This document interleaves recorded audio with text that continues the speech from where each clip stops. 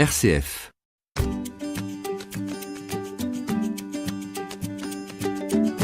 La vie est un art.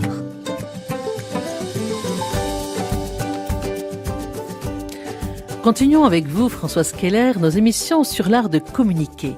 Une relation non violente suppose que nous prenions soin à la fois de nos besoins, mais bien sûr aussi des besoins de l'autre. Alors, comment écouter les besoins de mon mari, de mes collègues, voisins, de mes enfants, par exemple ?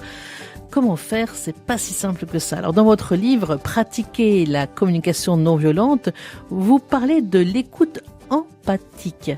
J'aime beaucoup la définition du poète Christian Bobin sur l'empathie. Il dit « C'est l'art double de la plus grande proximité et de la distance sacrée ». Tout un programme, non ? Oui, c'est cette qualité d'accueil de l'autre, d'écoute du sacré de l'autre, de la vie en l'autre, avec effectivement une proximité et en même temps, oui, une distance. Et beaucoup de bienveillance. Il faudrait voir qu'est-ce qu'on met sous le mot de bienveillance, c'est-à-dire qu'il y a quelque chose de... Je voudrais pas une vision bisounours, en tout cas, c'est quelque chose effectivement de voir la beauté du besoin, la beauté de ce qui anime l'autre, y compris dans des fois où je suis carrément contre la stratégie qu'il utilise pour nourrir ce besoin. Donc je ne sais pas si c'est toujours de la bienveillance en fait, c'est-à-dire je peux reconnaître la beauté de ce que quelqu'un fait. Ça ne veut pas dire que je suis d'accord avec l'acte qu'il pose ou les paroles qu'il pose. On va redéfinir ensemble ce qui est exactement donc cette écoute empathique, qui n'est pas dire oui, je suis d'accord avec ce que vous dites, ça. Mais peut-être que ce qui est plus facile pour définir ce qu'est l'empathie, c'est peut-être de définir ce qu'elle n'est pas, non ? Parce que nous en sommes ensemble à la 3e émission, on a bien compris que l'empathie, ce n'est pas le jugement. Ça, c'est déjà la première des choses, non ? Alors oui, l'empathie, ça sera pas le jugement, ça sera pas le diagnostic. On cherche pas dans l'empathie à comprendre pourquoi l'autre vit ce qu'il vit, en fait. On cherche juste à accueillir le fait qu'il en est là, ici et maintenant. Donc effectivement, c'est pas quelque chose qui est de l'ordre du diagnostic. C'est pas évidemment tout ce qui serait du conseil, tout ce qui serait ah bah oui, moi il m'est arrivé la même chose. C'est pas non plus quelque chose où on cherche à rassurer l'autre.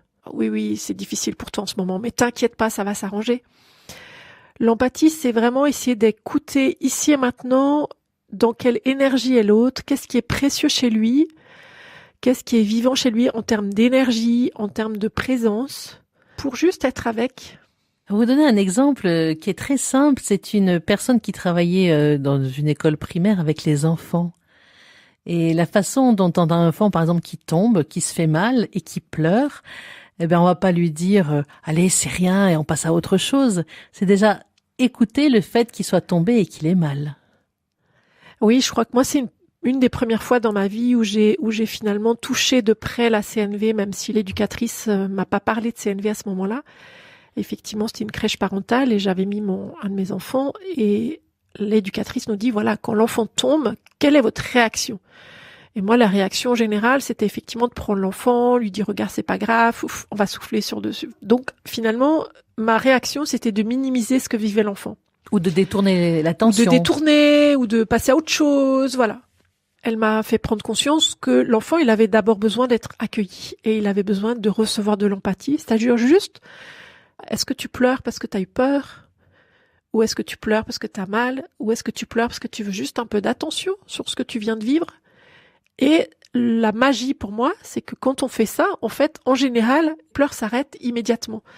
Mais parce qu'on le fait, c'est assez paradoxal en fait. Le pleur s'arrête parce que je l'ai pas fait dans l'intention d'arrêter les pleurs en fait.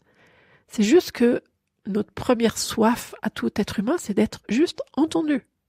Si vous dites à un enfant, est-ce que tu pleures parce que t'as mal, moi j'ai l'impression que l'enfant va encore plus pleurer, non ?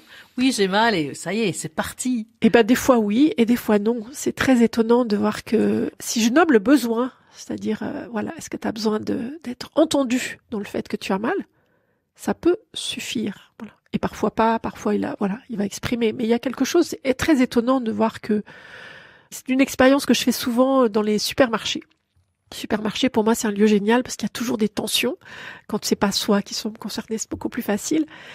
Et il y a toujours des enfants qui pleurent, des couples qui se disputent, etc. Donc c'est un espace génial pour s'entraîner à l'empathie silencieuse, c'est-à-dire essayer d'écouter. Et ça m'arrive par exemple de passer à côté d'un caddie où il y a un enfant qui pleure parce qu'il voudrait un jouet, que maman elle est en train de passer devant le rayon sans lui. Voilà. Un bonbon. Un bonbon. Enfin, il y a plein d'occasions où il voudrait monter dans le chariot, il voudrait descendre du chariot, etc. Bref. Et juste de passer et de dire à l'enfant, oh là t'as l'air fâché. Est-ce que t'aimerais être entendu? C'est étonnant de voir le nombre de fois où l'enfant se tait. Voilà. Mais je le fais pas dans l'intention qu'il se taise. C'est ça qui est paradoxal. Mais juste, je crois, d'observer que, au fond, ce que Marshall Rosenberg a touché dans le processus CNV, c'est que notre première soif, c'est d'être entendu, d'être accueilli. Et que on a tous cette expérience, d'ailleurs, si par exemple, dans un cas d'un drame, d'un décès, on cherche pas d'abord à être consolé, on cherche à être pris dans les bras juste pour être accueilli avec ce qu'on vit à ce moment-là. On cherche pas à nous dire « Oh mais t'inquiète pas, un deuil ça dure 18 mois, dans 18 mois ça ira mieux ». Non, on cherche juste à être entendu dans notre tristesse, comme on cherche aussi à être entendu dans notre joie quand on vient d'avoir un enfant, de réussir un examen ou d'avoir un nouveau job. L'empathie, c'est vraiment « Est-ce que je peux accueillir ce qui se passe en toi, ici et maintenant, juste être présent avec ça ». Donc c'est une qualité de présence. C'est une qualité de présence, oui. C'est une qualité de présence à l'autre, à ce qui est vivant chez l'autre. Cette qualité de présence, elle passe par quoi? Elle passe d'abord, je crois, par le corps. Elle passe par l'attitude du corps qui est disponible, par les yeux, par le regard, par le ton de la voix, par la posture du corps. Et puis, elle passe aussi par un travail dont on a déjà parlé sur l'auto-empathie, c'est-à-dire si je veux être vraiment en empathie, il y a un moment, il faut que je mette de côté ce qui se passe pour moi à ce moment-là. Au moment où je suis dans l'empathie, j'ai mis de côté le fait que j'aimerais qu'il fasse autrement, j'ai mis de côté le fait que j'aimerais tellement consoler tout le monde, que j'aimerais sauver la planète entière, je mets de côté le fait que quand il me dit ça quand même, ça me touche, voilà. Je mets de côté ça pour être vraiment présent à ce que l'autre est en train de me dire. Donc, pas répondre à son enfant ou à son conjoint ou à son collègue en pianotant sur son iPhone, par exemple. C'est vrai que si je suis au travail, que je suis sur mon ordinateur, qu'il y a quelqu'un qui rentre dans mon bureau, pour être en empathie, ça va me demander d'arrêter. Et d'ailleurs, c'est peut-être la première chose que je vais lui dire, c'est je veux bien t'écouter, mais laisse-moi 3 minutes pour finir mon mail, voilà. Mais c'est vrai qu'au moment où je suis en empathie, je mets de côté, pas pour le laisser de côté, pour l'abandonner, mais je mets de côté un moment les préoccupations que j'ai pour être vraiment disponible. La vie est un art. Bénédicte Draillard. Alors pour revenir à ce que nous disions tout à l'heure, est-ce qu'on peut même être en empathie avec des choses dont on n'est absolument pas d'accord? Si par exemple quelqu'un a des propos racistes et vous partagez un propos raciste ou de la médisance, ou comment être en empathie avec ces personnes-là et leur laisser le temps d'exprimer alors que vous préfériez ne rien entendre? Donc c'est vrai que quand on entend quelqu'un qui a des convictions qui nous choquent, pas facile d'être en empathie, et c'est là que j'aime ce terme de non-violence, parce qu'il y a vraiment quelque chose du choix de la non-violence. Et ça passe par d'abord, inévitablement, un travail sur soi, parce que je fais ça par exemple quand on travaille sur les convictions, effectivement, quand j'entends quelqu'un qui a une conviction opposée, pour pouvoir être disponible, pour entendre la beauté du besoin que cherche à nourrir quelqu'un qui utilise des propos racistes à un moment donné, moi j'ai besoin de faire un énorme travail sur moi-même. J'ai besoin d'abord d'accueillir le désespoir que c'est pour moi d'imaginer qu'il y a des personnes sur cette planète qui sont racistes. Alors, raciste est une étiquette, faudrait mettre derrière ce qu'elles disent, ce qu'elles font. Et du coup, j'ai d'abord besoin de me donner beaucoup d'empathie pour le fait qu'il y a en moi quelque chose qui souffre, qui pleure, qui crie quand il entend certaines choses, quoi. Quand j'ai fait ce travail-là, parce que j'aimerais tellement vivre dans un monde où chacun a sa place et chacun est accueilli, chacun est respecté, chacun a le droit de vivre. Donc j'ai d'abord besoin d'accueillir cette forme de désespoir en moi. Quand j'ai accueilli ça, il y a un moment où je peux aller écouter qu'est-ce qui est si précieux chez l'autre, qui dit, qu'il fait ce qu'il fait. C'est aussi intéressant d'aller voir aussi quelles sont les observations qu'a l'autre, parce que souvent nous n'avons pas les mêmes informations. On vit dans un monde très complexe où finalement on n'a pas eu les mêmes informations au départ. Donc parfois aussi, la CNV, ça va être juste d'observer qu'on n'a pas les mêmes informations et de partager les observations que nous avons l'un et l'autre. Et puis quelque chose qui va être d'aller écouter effectivement qu'est-ce qui est si précieux chez l'autre qui fait qu'il dit ce qu'il dit. Et après, voilà, et sans oublier qu'à un moment donné, je reviendrai peut-être en lui disant, mais écoute, je peux entendre que toi, tu as besoin de sécurité. Et en même temps, moi aussi, j'ai besoin de sécurité, mais j'aimerais tellement que la sécurité, on la nourrisse autrement qu'en rejetant certaines personnes.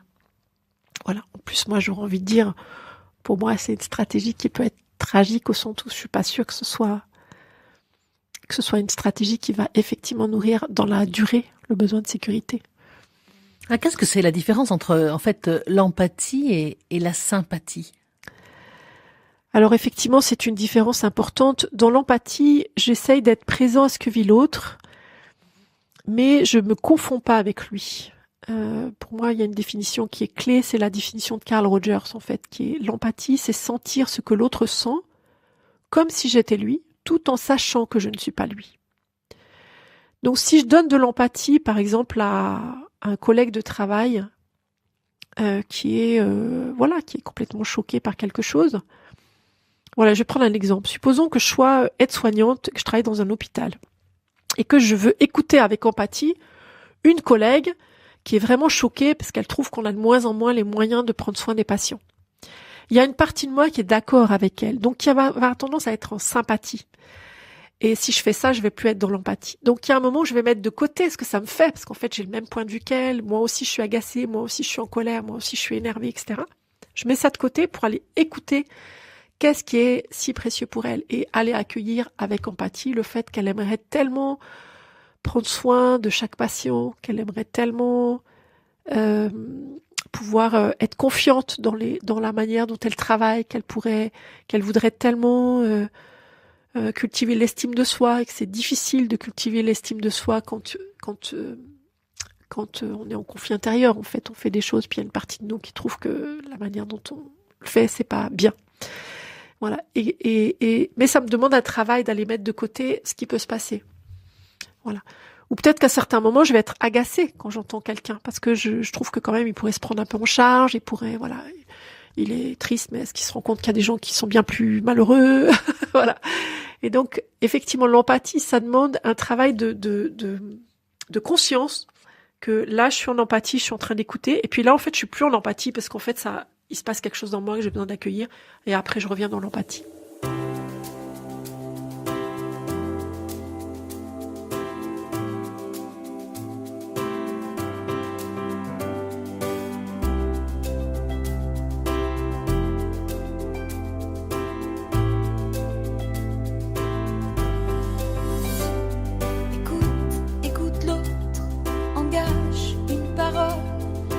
Quoi qu'il t'en coûte, d'autres vaut tout.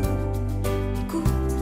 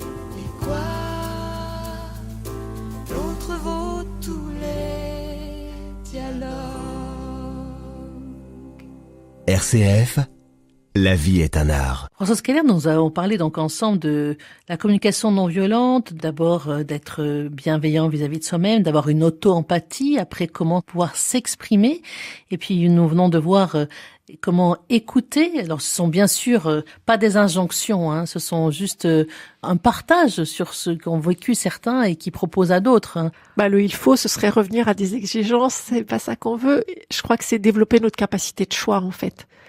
C'est de développer notre conscience qu'à chaque moment, j'ai le choix d'écouter les jugements et de réagir aux jugements et d'être dans la réactivité, mais c'est risqué, je risque de le payer. Et puis j'ai le choix de prendre soin de moi en silence, peut-être d'accueillir ce qui se passe en moi, ou d'exprimer, ou d'écouter. Ce qui me paraît important dans tout ce que vous avez dit, c'est que ce qui est prioritaire en fait, c'est la relation. La relation, le lien à l'autre, presque plus que le résultat de cette relation.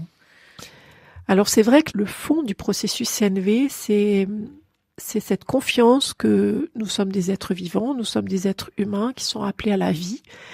Ce à quoi nous aspirons tous, c'est d'être pleinement vivants et d'avoir des relations de qualité. Donc ce n'est en rien de la manipulation. Alors c'est surtout pas de la manipulation, c'est-à-dire que quand j'entre en dialogue CNV, j'ai pas d'intention d'objectif, j'ai pas d'intention de résultat. Le seul résultat que je veux, c'est de prendre soin de moi et prendre soin de la relation. Si je prends soin de la relation, nous serons dans les meilleures conditions pour avoir le résultat satisfaisant pour chacun. Le fondement, c'est vraiment ça. C'est chaque fois que j'essaye d'avoir le résultat au détriment de la relation, je le paye. Je le paye par baisse de la qualité de relation, par baisse de la confiance, par le fait qu'on va décider quelque chose et qu'on va pas le faire, par l'énergie que je vais mettre, par le conflit qui va durer, par le boomerang qui va me revenir plus tard. Alors que chaque fois que je prends soin de la relation, on sera dans les meilleures conditions et on aura un résultat qui sera satisfaisant pour chacun. Et du coup, on va le faire avec de l'énergie, on va le concrétiser, on va le réaliser. Si on le réalise pas, on va pouvoir s'en reparler. D'ailleurs, Rosenberg écrivait « Nous avons le choix, être heureux ou avoir raison ». Alors, c'est vrai que c'est une phrase un peu provocatrice. C'est difficile. Surtout quand il met le « ou » parce qu'on aimerait les deux. Oui. Mais je crois qu'on peut tous observer que parfois nous voulons avoir raison. Et que nous sommes tellement polarisés sur le résultat et que nous le payons cher.